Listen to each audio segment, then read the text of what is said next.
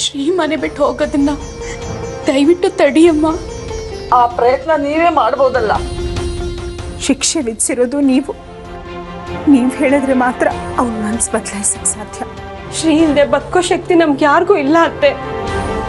ಹೌದಮ್ಮ, ಗಂಡ ಮನೆ ಬಿಟ್ಟು ಹೋದ್ರು, ಈಗ ಮಗನೂ ಮನೆ ಬಿಟ್ಟು ಹೋದ್ರೆ ನನಗೆ ಭವಿಷ್ಯ ಏನಿದೆ?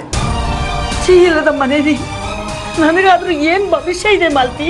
ನನ್ನ ಉಸಿರೇ ಶ್ರೀ ನಗುನಲ್ಲಿದೆ. ಹಾಗಾದ್ರೆ ಕೊಟ್ಟ ಶಿಕ್ಷೆನ ವಾಪಸ್ ತಗೋತೀನಿ ಅಂತ ಶ್ರೀಗೆ ಒಂದ್ ಮಾತು ಹೇಳಿ ಅತ್ತೆ. ಜಾನವಿಗೆ ನಿಮ್ ಬಗ್ಗೆ ಇರೋ ಗೌರವ ಕಡಿಮೆ ಆಗ್ದಿರೋ ಹಾಗೆ ನಾವು ನೋಡ್ಕೋತೀವಿ. ಅಮ್ಮ, ಇದೊಂದು ಆಸೆನ ನೆರವೇರಿಸ್ಬಿಡಿ. ಜೀವನ ಪೂರ್ತಿ ನಿಮ್ಮ ಮಾತು ಕೇಳ್ಕೊಂಡಿದ್ ಬಿಡ್ತೀವಿ. ಇದೊಂದ್ಸಲಿ ಸೋತ್ ಬಿಡಮ್ಮ, ಜೀವನ್ ಪೂರ್ತಿ ಎಲ್ರೂ ದೃಷ್ಟಿನಲ್ಲಿ ಗೆದ್ದು ಬಿಡ್ತೀಯ. ಅವ್ನು ಬರ್ಲಿ, ನಾನು ಮಾತಾಡ್ತೀನಿ.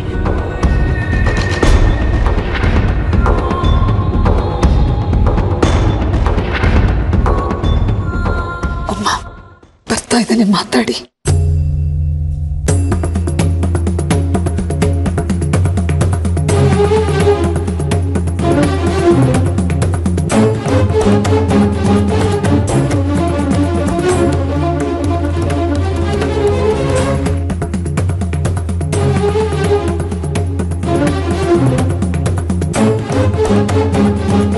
ಶ್ರೀ, ಯೋಚನೆ ಮಾಡಬೇಡಿ ಅಜ್ಜಿ.